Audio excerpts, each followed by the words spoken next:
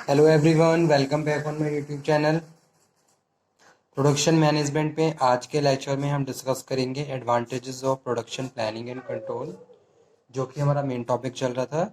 Last lecture में हमने discuss किया था efficient system, requirement of N efficient system of production planning and controlling के। इसमें हमने बहुत सारे रिक्वायरमेंट्स को डिस्कस किया था कि भाई अगर हम पीपीसी की बात कर रहे हैं तो proper scheme of production planning and control होनी चाहिए, प्रॉपर प्लानिंग होनी चाहिए, शेड्यूलिंग होनी चाहिए, each and every information you have to collect which is related to the operations of the production department. Okay, so complete knowledge about the product to be manufactured, जो भी product हमें manufacture करना है उसके बारे में कंप्लीट इन्फॉर्मेशन होनी चाहिए, as well as you have complete information about your machines which you have installed in your factory or your organization. Every machines, her machines के बारे में प्रॉपर इंफॉर्मेशन कि उसकी मेंटेनेंस कितने टाइम पीरियड में हो रही है, कि कौन सी मशीन्स किस तरीके से हम यूज़ कर सकते हैं, किस मशीन्स को रन करने के लिए उनके operative instructions, all the information and data you have to gather. तो ये भी यहाँ पे हम बात कर रहे हैं requirement of efficient production system में।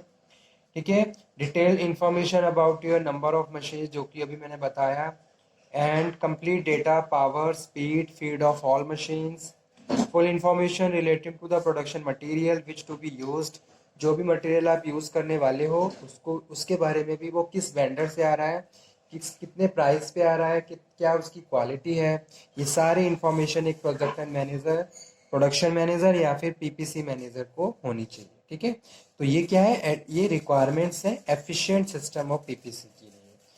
जो पीपीसी मैनेजर है या फिर जो भी पोजीशन होल्डर है जो पीपीसी के बारे में प्लानिंग कर रहा है, कंट्रोलिंग के बारे में प्रॉपर डिस्कशन कर रहा है, तो उसको हर एक इंफॉर्मेशन अपने प्रोडक्शन डिपार्टमेंट की और प्रोडक्शन में जो भी फंक्शंस और एक्टिविटीज़ परफॉर्म करनी है उसके बारे में होनी चाहिए।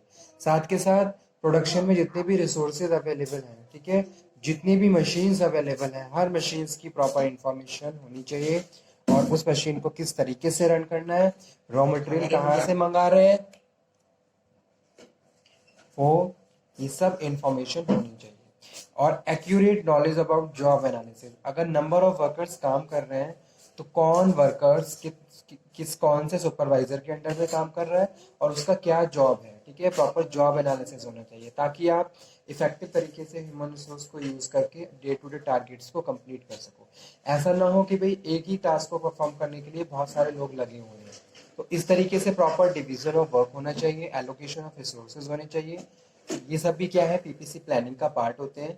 ठीक है, तो ये हम डिस्कस कर रहे थे, and full information related to the completion time of the all operations. किसी भी एक एक्टिविटी और जो भी ऑपरेशंस है उनको परफॉर्म करने के लिए कितना टाइम रिक्वायर्ड है, मिनिमम और मैक्सिमम टाइम, और उसको प्रिस्क्राइब तरीके से एलोकेट करना ताकि विद इन टाइम पीरियड में वो एक्टिविटी ऑपरेट हो सके। ठीक है, तो ये सारी क्या थी, ये प्रॉपर रिक्वायरमेंट थी। अब एडवांटेजेस पे आ जाइए, कौन कौन से मेन एडवांटेजेस होते हैं अगर हम पीपीसी की बात कर रहे हैं, प्रोडक्शन प्लानिंग एंड कंट्रोलिंग की बात कर रहे हैं। तो सबसे फर्स्ट एडवांटेज है efficient service to customer.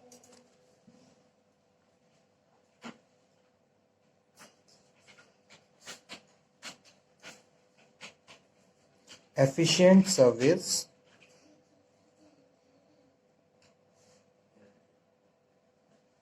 To customer. ठीक है, the greatest advantage of proper system production planning and controlling is the render prompt and economical service to customer. Customer के लिए प्रॉपर एडवांटेज है अगर प्रॉपर पीपीसी और उससे related functions को perform किया जा रहा है, प्रॉपर प्लानिंग हो रही है, प्रॉपर शेड्यूलिंग है, प्रॉपर कंट्रोलिंग है, तो कस्टमर, जो भी हमारा कस्टमर है, उसको टाइम पे हम गुड्स एंड सर्विसेज प्रोवाइड करवा सकते हैं। ठीक है, और ऐसा ही होता है जब भी कोई भी बायर ऑर्डर देता है तो उस ऑर्डर को हम प्रॉपर पीपीसी के थ्रू ही कंप्लीट करके फाइनली बायर तक विद इन टाइम पीरियड तक पहुंचाते हैं। ठीक है, तो ये क्या है, एक एफिशिएंट सर्विस टू कस्टमर है, इसको यहाँ पे हम डिस्कस कर रहे हैं, और एक मेन एडवांटेज है कस्टमर के लिए, क्योंकि जो भी अगर प्रोडक्शन चल रहा है तो वो किसके लिए चल रहा है, कस्टमर्स के लिए। डिमांड है, डिमांड को फुलफिल करने के लिए रिस्पॉन्सिबिलिटी है उस मैन्युफैक्चरर की या फिर उस मैनेजर की जो कि वहाँ पे काम कर रहा है, कि भाई सप्लाई प्रॉपर रहनी चाहिए, ठीक है। और सप्लाई के लिए आप क्या करोगे, आपके डिपार्टमेंट के हर एक फंक्शंस टाइम पे प्रोसीड होने चाहिए। उसके लिए प्रॉपर आपको प्लानिंग कर लेनी है, और प्लानिंग करने के बाद एक फ्रूटफुल स्ट्रेटेजी फॉर्मुलेट करके इम्प्लीमेंट करते हुए फाइनली आपको जो भी आपका जो टारगेट है उसको अचीव करना चाहिए, ठीक है। तो फर्स्ट एडवांटेज यही है कस्टमर के लिए।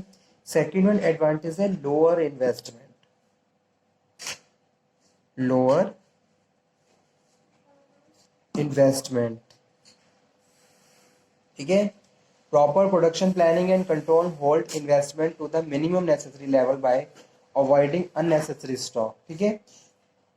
क्या एक्टिविटी कब किस तरीके से पूरी करनी है, कितने सीक्वेंस में, कितने प्रोसेस में, तो ये सारी डिटेल इंफॉर्मेशन कहीं ना कहीं आपको आपकी जो कॉस्ट है, प्रोडक्शन कॉस्ट है, उसको रिड्यूस कर देती है। हाँ, बहुत सारी चीज़ें एलिमिनेट हो जाती हैं जहाँ कॉस्ट को हम प्रॉपरली मेंटेन कर सकते हैं। तो इसीलिए लोअर इन्वेस्टमेंट रहता है पीपीसी में। हम केवल वहीं पे इन्वेस्टमेंट करते हैं जहाँ पे रिक्वायरमेंट होती है और जहाँ पे प्रॉपरली उसका यूज़ होता है, ठीक है। तो वो चीज़ यहाँ पे हम डिस्कस कर रहे हैं, lower investment, necessary level by avoiding unnecessary stock inventories and machines, ठीक है। ऐसा भी नहीं है कि भाई हर बार नए काम को करने के लिए नई नई मशीन्स आप इंस्टॉल कर रहे हो, ठीक है। तो इस तरीके से प्रॉपर प्लानिंग करते हुए कि जो भी रिसोर्सेज आप अवेलेबल है उनको ही ऑप्टिमम और इफेक्टिव तरीके से यूज कर रहे हो, that is also very important point of the production planning and controlling. Optimum utilisation of resources decrease your production cost and lower investment, ठीक है। थर्ड वन है रिड्यूस कॉस्ट। थर्ड एडवांटेज है PPC का reduce cost. Good production planning and control means minimum waste of material, ठीक है। PPC का मतलब ही यही है कि जितना भी जो भी रिसोर्स आपके पास अवेलेबल है उनको आप इफेक्टिव यूज करें, मिनिमम वेस्टेज होना चाहिए। जैसे कोई भी एक इंडस्ट्री है, जैसे कि ब्रास की कोई कंपनी है, ब्रास की शीट्स को यूज कर रही है एज अ रॉ मटेरियल, तो मिनिमम वेस्ट होना चाहिए। मिनिमम वेस्ट कहीं ना कहीं आपकी कॉस्ट को क्या कर देगा, रिड्यूस कर देगा। जो भी शीट्स आप यूज कर रहे हो उनको इस तरीके से आप कट करिए ताकि कोई ज्यादा उसमें बिल्कुल वेस्टेज ना हो, ठीक है। इसी के साथ लेबर एफर्ट्स की भी मैं भी बात कर रहा हूँ। Avoidance of idle machines time and fewer production interruptions, ठीक है। ऐसी चीजें जो आपके प्रोडक्शन को इंटरप्ट कर रही हैं, इस तरीके की एक्टिविटी या रिसोर्सेज उनको अवॉइड करते हुए फाइनली आप अपने कॉस्ट को मेंटेन कर सकते हो। तो this is also advantage of production planning and controlling which play significant role for the generate profits, ठीक है। प्रॉफिट तभी जनरेट कर सकते हो आप जब आप कॉस्ट को मेंटेन करते हुए फाइनली अपने प्रोडक्शन को प्रोसीड करेंगे, ठीक है। उसके बाद स्टूडेंट फोर्थ एग्जांपल है, फोर एडवांटेज है प्रोडक्शन प्लानिंग एंड कंट्रोलिंग का। हायर मोरल ऑफ वर्कर्स, जो कि अपने आप में मोस्ट इंपॉर्टेंट है।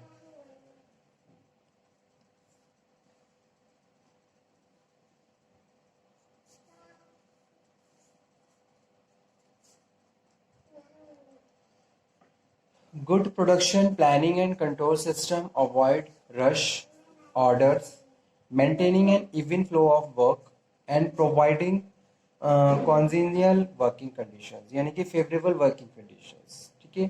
प्रॉपर प्लानिंग के हिसाब से अगर हम किसी भी फंक्शंस को परफॉर्म करते हैं तो वहाँ पे हमारे जो वर्कर्स भी होंगे वो भी क्या होंगे, उनका मोरल भी बिल्डअप रहेगा, वो हमेशा इंस्पायर रहेंगे अपने काम के लिए, मोटिवेट रहेंगे, ठीक है। जो कि किसी भी ऑर्गेनाइजेशन को रन करने के लिए बहुत ज़्यादा इम्पॉर्टेंट रोल प्ले करता है। अगर उस ऑर्गेनाइजेशन के वर्कर्स मोटिवेटेड हैं, ठीक है, और उनका मोरल आप time to time boost up कर रहे हैं, तो ये इस तरीके से आप बेटर तरीके से अपने वर्कर्स को और उनके स्किल्स और उनके एफर्ट्स को यूज़ कर सकते हो।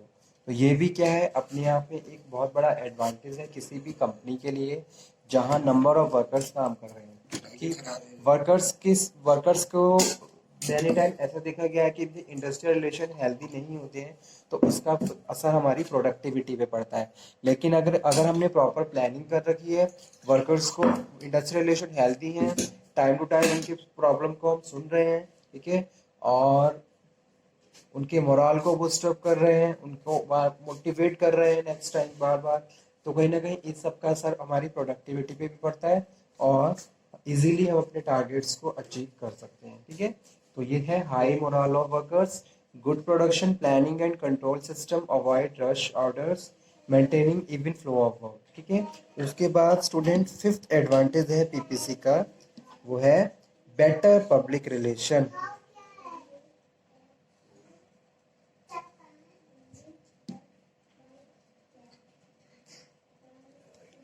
A well-planned and well-controlled production system not only reduce investment and cost for enterprise but also improve its image with the outside public also। ठीक है, इस तरीके से अगर कोई भी कंपनी प्रॉपर प्लानिंग के थ्रू रन कर रही है, ठीक है, प्रॉपर प्लान है, प्रोसीजर है, स्ट्रेटेजी है, आपके पास एक नई स्ट्रेटेजी है जो कि इनोवेटिव तरीके से आप यूज करके उसको इम्प्लीमेंट कर रहे हो, तो कहीं ना कहीं उसका असर हमारी गुडविल पे, हमारी रेपुटेशन पे पड़ेगा। ठीक है, मार्केट में हमारी रेपुटेशन और ज़्यादा बिल्डअप होगी, हमारी गुडविल और ज़्यादा मेंटेन होगी, और हमारे जो पब्लिक रिलेशंस है वो और ज़्यादा इम्प्रूव होंगे, इंटरपर्सनल रिलेशन और ज़्यादा हेल्दी रहेंगे। ठीक है, सारी चीज़ें टाइम पे, अब गुड फेवरेबल वर्किंग एनवायरनमेंट है तो हमारे जितने भी एक्सटर्नल पार्टीज है जैसे कि वेंडर, सप्लायर्स, सबके साथ इंटरपर्सनल रिलेशन हेल्दी रहेंगे और इफेक्टिवली हम काम कर सकते हैं, और जो भी हमारे ऑब्जेक्टिव्स हैं उनको टाइम पे हम अचीव कर सकते हैं।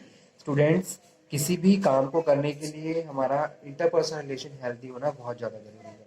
अगर कॉन्फ्लिक्ट्स, डिस्प्यूट्स किसी भी ऑर्गेनाइजेशन में होते हैं तो उसका इफेक्ट प्रोडक्टिविटी पे जरूर पड़ता है। ठीक है, तो इसके लिए बेटर पब्लिक रिलेशंस होने चाहिए, चाहे हम इंटरनल ऑर्गेनाइजेशन की बात करें, चाहे हम एक्सटर्नल ऑर्गेनाइजेशन की बात करें। ठीक है, so good and efficient system of production planning and control is beneficial to manufacturer, workers, customer और सोसाइटी। सबको क्या होता है इससे फायदा होता है, चाहे मैं किसी मैन्युफैक्चरर की बात करूं या वर्कर्स की बात करूं या कस्टमर की बात करूं या फिर सोसाइटी की बात करूं।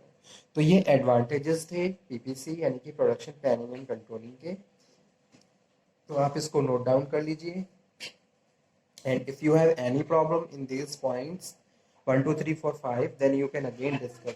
All points are very easy and convenient for studying। ठीक है, efficient service to customer, lower investment, reduce cost, high morale of workers, better public relations। so okay student, thank you very much। इस topic को यहीं पे finish करते हैं, next lecture में फिर से एक टॉपिक हम डिस्कस करेंगे। Thank you.